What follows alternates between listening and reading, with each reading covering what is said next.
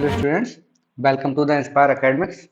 तो आप लोगों को याद होगा लास्ट क्लास में मैं effect of catalyst on rate of reaction करवा चुका था, जिसमें कि मैंने पॉजिटिव कैटलिस्ट, नेगेटिव कैटलिस्ट, इनके इफेक्ट्स और एक्टिवेशन एनर्जी के बारे में सब कुछ डिस्कस किया था और उनके जो रेट ऑफ रिएक्शन है वो कैसे वेरी करेगा हमने ये बात कर दी थी। आज मैं करवाने वाला हूँ एक और इम्पोर्टेंट टॉपिक जो कि है केमिकल काइनेटिक्स का कोलिजन थ्योरी। ओके, तो कोलिजन थ्योरी हमने पढ़ने से पहले सबसे पहले कुछ उसके समझ सकते हैं कि कुछ पॉस्टुलेट्स हैं या फिर जो कोलिजन थ्योरी है कुछ मॉडल्स पे बेस्ड है, या फिर हम बोल सकते हैं क्या होगा कि जो कोलिजन थ्योरी है कुछ पॉइंट्स में जो इंपॉर्टेंट पॉइंट्स है कोलिजन थ्योरी के वो सबसे पहले हम समझते हैं। तो सबसे पहला जो पॉइंट है हमारे लिए वो है reactants are considered as hard sphere, यानी कि जो भी मॉलिक्यूल्स चाहे वो गैसियस कंपोनेंट हो या कोई लिक्विड कंपोनेंट के हो, बट वो क्या कंसीडर किए जाएंगे हमेशा एक हार्ड स्फीयर की तरह, यानी कि जो गोल होते हैं ना, तो गोल एक हार्ड स्फीयर की तरह कंसीडर किए जाएंगे। अब ये दूसरी चीज, when the hard sphere collide with each other with a suitable kinetic with suitable kinetic energy they form an intermediate, यानी कि ये क्या करेंगे जब सुटेबल एनर्जी के साथ में, ये सुटेबल काइनेटिक एनर्जी के साथ में एक दूसरे से टकराएंगे। सपोज करो यहाँ पे एक मॉलिक्यूल है और एक यहाँ पे है, जब ये दोनों एक दूसरे से यहाँ से ऐसे टकरा रहे हैं तब क्या होगा, एक तरह का एक इंटरमीडिएट बनेगा। इंटरमीडिएट क्यों बनेगा? क्योंकि हम बोल सकते हैं बॉन्ड फॉर्मेशन और बॉन्ड ब्रेकिंग उस जगह पे हो रही होगी, या तो इंटरमीडिएट बनेगा या फिर दूसरी चीज और आती है जो ट्रांजिशन स्टेट हम बोलते हैं। ट्रांजिशन स्टेट मतलब एक जो एटम होगा वो ट्रांजिशन स्टेट में होगा, यानी कि वो एक बॉन्ड फॉर्म कर रहा होगा, दूसरा बॉन्ड बना रहा होगा, सॉरी बना रहा होगा, एक ब्रेक डाउन कर रहा होगा, तो इस स्टेट को हम बोलेंगे ट्रांजिशन स्टेट। और इंटरमीडिएट जैसे हम कभी कभी ऑर्गेनिक केमिस्ट्री में क्या पढ़ते हैं, कार्बोकैटायन, कार्बोएनायन, फ्री रेडिकल पढ़ते हैं, तो वो क्या बनता है SN1 रिएक्शंस में, उसमें रिएक्शंस में बनता है हमारे पास इंटरमीडिएट, और SN2 में बनता है ट्रांजिशन स्टेट। तो ट्रांजिशन स्टेट भी आ सकती है और इंटरमीडिएट भी आ सकता है, फॉलोड बाय प्रोडक्ट, यानी कि बाद में हमारा प्रोडक्ट बन जाता है। तो ये हमारे पास है कोलिजन थ्योरी का फर्स्ट पोस्टुलेट या फिर फर्स्ट पॉइंट इंपोर्टेंट, जो कि अब इसके बाद है हमारे पास सेकंड नंबर। तो द नंबर, हम बोलेंगे द नंबर ऑफ पार्टिकल्स, क्या होंगे पार्टिकल के number, the number of particles that collide, यानी हम बोलेंगे जो नंबर ऑफ पार्टिकल्स कोलाइड कर रहे हैं, कब कर रहे हैं, पर सेकंड, या फिर हम बोल सकते हैं पर यूनिट टाइम। पर सेकंड हम ले सकते हैं क्योंकि हमारे पास जो मॉलिक्यूल्स होते हैं वो बहुत छोटे होते हैं ना, उसी के कंपैरिजन में हम पर सेकंड की बात कर रहे हैं, पर सेकंड इन गिवन वॉल्यूम। तो जब गिवन वॉल्यूम के अंडर ये क्या कर रहे हैं, कोलाइड कर रहे हैं, is called as collision frequency, यानी कि जितने टाइम से ये कोलाइड करेंगे तो उसे हम बुलाएंगे क्या, कोलिजन फ्रीक्वेंसी। ओके, इसे हम बोलेंगे Z। अब इसके बाद आता है हमारे पास नेक्स्ट एक और पॉइंट ना, क्या है, the gaseous phase for binary collision और सिस्टम,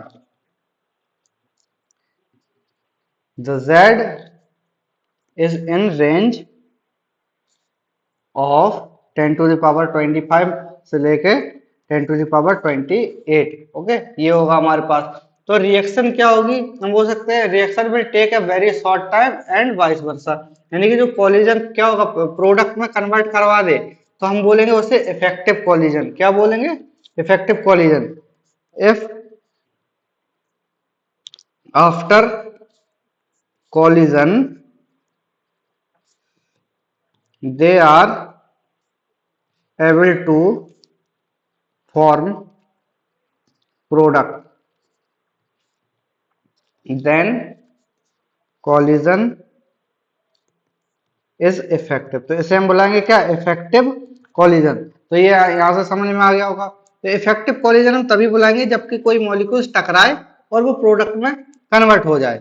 ओके, यानी कि रिएक्टेंट पहले तो कोलाइड करेंगे फिर उसके बाद ये सही से प्रोडक्ट में कन्वर्ट हो जाएंगे, तो अब हम उसे बोलेंगे क्या, इफेक्टिव कोलिजन। अब इसके लिए हम बोल सकते हैं कि फैक्टर्स क्या क्या अफेक्ट कर सकते हैं।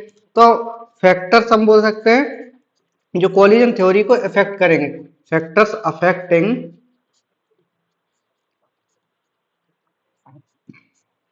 The effective collision. तो जो इफेक्टिव कोलिजन है उसको सबसे पहली चीज करेगा एनर्जी बैरियर, जो कि हमने लास्ट क्लास में अच्छे से बात करी थी डिटेल में, है ना। हम लोगों ने क्या किया था लास्ट क्लास में, कैटलिस्ट के बारे में पढ़ा था, positive catalyst and negative catalyst. अब उस क्लास में मैंने बताया था आपको कि जो ई है हमारा, जो एक्टिवेशन एनर्जी है वो क्या होगी एफ, है ना। तो उसके अकॉर्डिंगली जो कोलिजन होंगे वो, मतलब रिएक्टेंट के जो कोलिजन होंगे उसी के अकॉर्डिंगली होंगे। Okay, for an effective collision the reaction must have threshold energy। क्या होगा हमारे पास थ्रेशोल्ड एनर्जी की तरह ये, मतलब इसके पास मस्ट हैव थ्रेशोल्ड एनर्जी होनी चाहिए। अब थ्रेशोल्ड एनर्जी को हम ऐसे समझ सकते हैं, एक तो एनर्जी होगी ना, एनर्जी होगी, उससे ऊपर होगी एक threshold energy. Okay, threshold energy, और उससे ऊपर हम बोलेंगे एनर्जी, इसे हम बोलेंगे इफेक्टिव कॉलिजन के लिए जितनी रिक्वायरमेंट होगी। थ्रेशोल्ड एनर्जी को हम बोल सकते हैं एक तरह से जो एनर्जी ऑफ एक्टिवेशन है। ओके, वही वाला। ओके, कॉलिजन हो जाएंगे ये इफेक्टिव कॉलिजन। यहाँ पे क्या होगा, नो इफेक्टिव कॉलिजन। जो एनर्जी है हमारे पास, मॉलिक्यूल्स जब एग्जिस्ट कर रहे हैं तो हमें पता कुछ ना कुछ तो एनर्जी होगी, बट जब ये इफेक्ट जो थ्रेशोल्ड एनर्जी को बैरियर को पार करेंगे, जो हम बोल सकते हैं एक्टिवेशन एनर्जी को बैरियर को पार करेंगे, तभी ये क्या होंगे एनर्जी जो कि इफेक्टिव कोलिजन में पार्टिसिपेट करेगी, वो वहां तक रीच कर सकते हैं। ओके, अब इसके बाद आता है ओरिएंटेशन। तो ओरिएंटेशन आप लोगों को पता होगा क्या होता है वैसे तो, ओरिएंटेशन बैरियर। तो ओरिएंटेशन बैरियर में हम देखते हैं क्या होगा कि जो जैसे कहां से कोई मॉलिक्यूल टकरा रहा है, सपोज करो ये हमारे पास एक हार्ड स्फीयर है और ये मॉलिक्यूल यहां से आया और इधर से टकरा गया, ठीक है। बट इसने बोल दिया कि मैं यहां से रिपल्सन करूंगा, है ना। यहाँ से सपोज करो दो मैग्नेट्स हो गए, यहाँ पे साउथ पोल है इसका और ये भी साउथ पोल से आके टकराना चाह रहा, तो ये क्या होगा, इन दोनों के बीच में रिपल्सन हो जाएगा। ओके, तो ये इस टाइप से हम बोल सकते हैं ओरिएंटेशन भी सही होना चाहिए। अगर ये इसका नॉर्थ पोल होता तो ये आराम से टकरा जाता, और बोलते हैं कि जो कोलिजन होता उसी के अकॉर्डिंगली ये प्रोडक्ट में कन्वर्ट हो जाता। ओके, तो अब हम देखते हैं आगे इसको, जो ओरिएंटेशन है अकॉर्डिंग टू द केमिस्ट्री कैसे होगा। तो ओरिएंटेशन देखो हम एग्जांपल के थ्रू समझते हैं। जैसे हमारे पास कंसीडर करो ये मॉलिक्यूल दिया है CH3Cl, तो इसमें जो कार्बन होगा उसके पास डेल्टा पॉजिटिव या बोल सकते हैं पार्शियली पॉजिटिव चार्ज होगा, और जो इसके साथ में जो रिएक्ट करने वाला है वो है OH नेगेटिव। तो ये जब यहाँ से हम बोलेंगे कि टकराने के लिए, मतलब ये कॉलिजन के लिए ये आएगा, तो यहाँ पे होगा रिपल्सन। क्यों होगा रिपल्सन, क्योंकि यहाँ पे ऑलरेडी क्लोरीन, जो क्लोरीन है वो उसके पास जो नेगेटिव चार्ज है, तो सेम चार्ज हो जाएंगे या फिर नेगेटिव नेगेटिव चार्ज हो जाएंगे, तो इसकी वजह से क्या होगा, प्रोडक्ट में ये कन्वर्ट नहीं हो पाएंगे। ओके, तो no product will be form there, यानी कि रिपल्सन हो जाएगा यहाँ पे, मतलब जो नेगेटिव चार्ज है वो नेगेटिव चार्ज को रिपेल कर देगा, इसकी वजह से प्रोडक्ट में ये कन्वर्ट नहीं हो पाएंगे। अब दूसरी चीज हम अगर इसी जगह पे देखें तो कार्बन, हाइड्रोजन, हाइड्रोजन, हाइड्रोजन, और यहाँ पे हमने लगा दिया क्लोरीन, यहाँ पे हो गया नेगेटिव और इधर हो गया पॉजिटिव। ओके, फिर प्लस हम करेंगे OH नेगेटिव। तो जब अब इस कंडीशन में क्या होगा, जब ये इधर से आएगा तो होगा फिर अट्रैक्शन। अट्रैक्शन क्यों होगा, क्योंकि हमेशा पता है कि अपोजिट अट्रैक्ट, है ना, अपोजिट अट्रैक्ट करते हैं, तो हम बोलेंगे क्या यहाँ पे इस टाइप से ये रिएक्शन होगी, यानी कि इसमें ट्रांजिशन स्टेट का फॉर्मेशन हो रहा है, यानी कि यहाँ पे क्या हो रहा है, बॉन्ड फॉर्मेशन, ना, बॉन्ड फॉर्मेशन। और इधर क्या हो रहा है, बोलेंगे हम बॉन्ड ब्रेकिंग। ओके, तो इसे हम क्या बोलेंगे, ट्रांजिशन स्टेट। ओके, तो ये हो जाएगा हमारा ट्रांजिशन स्टेट। अब जब ट्रांजिशन स्टेट आ गई है, अच्छे से ये लोग कोलिजन में पार्टिसिपेट कर चुके हैं, तो क्या होगा, क्लोरीन का जो मॉलिक्यूल है एज ए क्लोराइड आयन वो बाहर निकल जाएगा, और हम बोलेंगे जो मीथेनॉल है वो हमारा बन गया है। ओके, तो ये हमारे पास बाहर निकल गया, यानी कि हमने डिस्प्लेसमेंट रिएक्शन यहाँ पे करवा के एक एग्जांपल के थ्रू हमने समझ लिया कि ओरिएंटेशन बैरियर क्या होगा।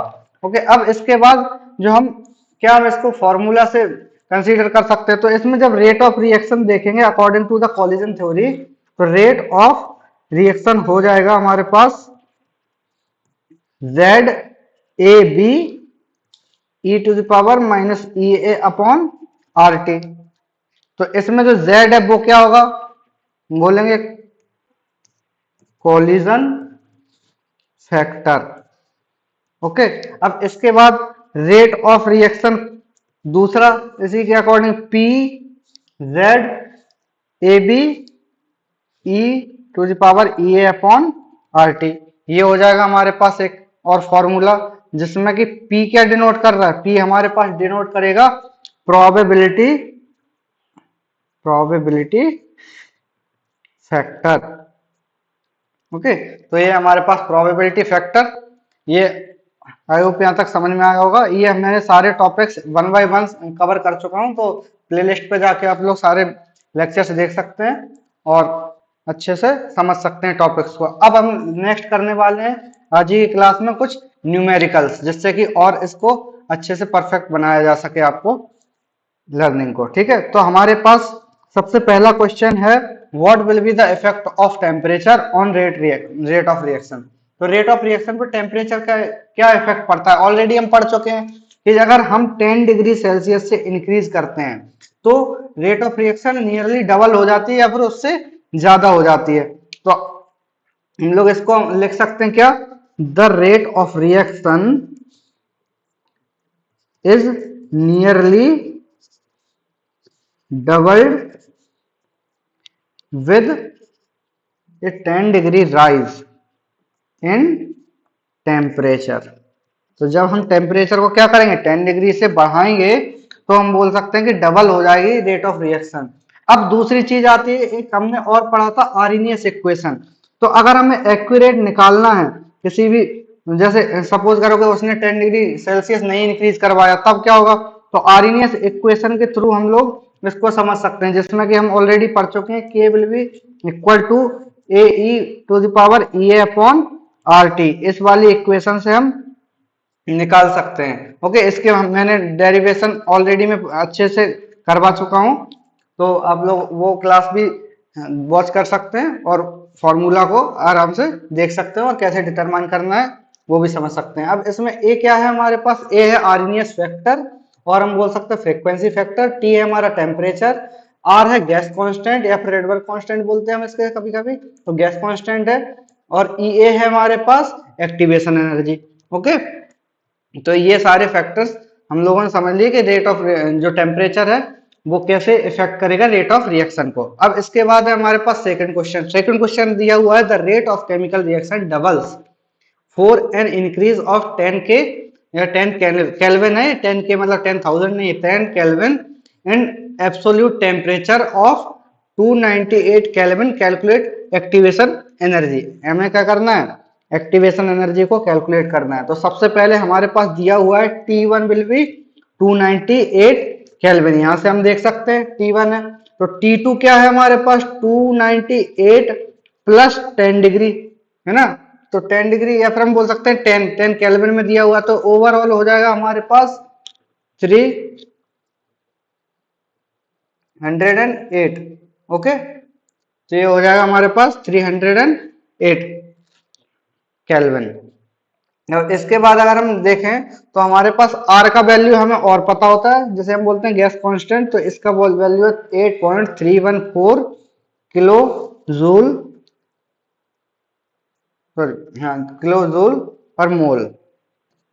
ओके, तो ये हमारे पास ये सारा डेटा दिया हुआ है। अब इसके अकॉर्डिंग हमें करना है वैल्यूज में पुट, तो ये हम करेंगे K2 log K2 upon K1 will be equal to E A upon 2.303 R और T2 minus T1 upon T1 T2, ये हो जाएगा। अब इसमें हम वैल्यूज को पुट कर देते हैं, वैल्यूज को पुट करते हैं, आइए, तो log 2K upon K, 2K upon K हो जाएगा ई ए अपॉन 2.303 मल्टीप्लाई 8.314, इधर से आएगा हमारे पास T2 माइनस T1 का वैल्यू 10 है, यहाँ हो जाएगा 298 मल्टीप्लाई 308, ये हो जाएगा हमारे पास। अब एक्टिवेशन एनर्जी की जो वैल्यू है वो क्या निकलेगी, 2.303 multiply 8.314 multiply 298 multiply by 308 multiply by log 2 का वैल्यू हम रखेंगे इसमें, है ना। log 2 का वैल्यू हम ओवरऑल रख के सब कुछ ये कैलकुलेट करेंगे। जब कैलकुलेट कर लेंगे तो हमारे पास एक्टिवेशन एनर्जी आ जाएगी 52897.78 जूल पर मोल। ओके, इसको अगर हम दूसरे स्केल में लिखना चाहें तो हो जाएगा 52.9 किलो जूल पर मोल। ओके, ये हमारे पास हो जाएगा। इसमें से मैंने यहाँ पे एक थोड़ा सा मिस्टेक किया है, आई एम सो सॉरी। तो इसकी जो यूनिट होगी वो मैं अभी लिख देता हूं। तो इसका होगा जूल पर केल्विन पर मोल। ओके, ये होगा। अब आते हैं हम थर्ड क्वेश्चन पे। ओके, तो थर्ड क्वेश्चन हमारे पास दिया हुआ है, अब इसको हम सॉल्व करते हैं। तो सब क्वेश्चन पढ़ते हैं क्या है। The activation energy for the reaction हमारे पास दिया हुआ है 2HI gives H2 plus I2 is 209.5 kilojoule per mole at 581 Kelvin. Okay, calculate the fraction of molecules of reactant having energy equal to or greater than EA। यानी कि ये आ गया हमारे पास collision theory वाला क्वेश्चन। ओके, तो इसी के accordingly हम निकालेंगे आंसर को। ओके, तो ये हमारे पास होता है, हमें पता है क्या, x will be equal to e to the power e upon R T, है ना। ये हमने ऑलरेडी पढ़ रखा है, x will be e to the power e upon R T. तो हम देखें तो जो हमारे पास एल एन एक्स हमने लॉग लिया यहाँ पे, तो e अपॉन आर टी ये हो जाएगा। अब इसके बाद हम देखें तो log x will B minus E A upon 2.303 are T ये हो जाएगा। फिर उसके बाद हम लॉग x का वैल्यू निकालेंगे 209,500, ये आ जाएगा जूल पर मोल। वहां पर किलो जूल पर मोल में दिया हुआ है वैल्यू, याद रखना, है ना, क्वेश्चन में। तो यहाँ जूल पर मोल में हमने किया कन्वर्ट इसको, 2.303 मल्टीप्लाई 8.314, तो ये हो जाएगा किलो जूल, सॉरी, जूल पर केल्विन पर मोल मल्टीप्लाई बाई 851 केल्विन, ये हमारे पास वैल्यू आ जाएगी। तो यहाँ से आएगा value of log x 18.8323। Okay, अब हम क्या लेंगे, लॉग x के वैल्यू है तो x के लिए हम इस साइड हम जब लेके आएंगे तो यहाँ लग जाएगा एंटी लॉग। ओके, तो एंटी लॉग हम लगाएंगे 18.8323 के लिए, सॉरी 18.8323 के लिए हम लगाएंगे, तो क्या होगा, एंटी लॉग 19/.1677 ये आ जाएगा हमारे पास। ओवरऑल हमारे पास रिएक्शन का जो वैल्यू होगा ये आएगा 1.471 multiply by 10 to the power minus 19, तो ये आ गया हमारे पास आंसर। ओके, तो अब हमारा ये चैप्टर कंप्लीट हो चुका है। तो I hope you enjoyed this series, okay, and it will help you a lot. So thanks for watching, मिलते हैं किसी और नए चैप्टर के साथ में, तब तक के लिए बाय बाय।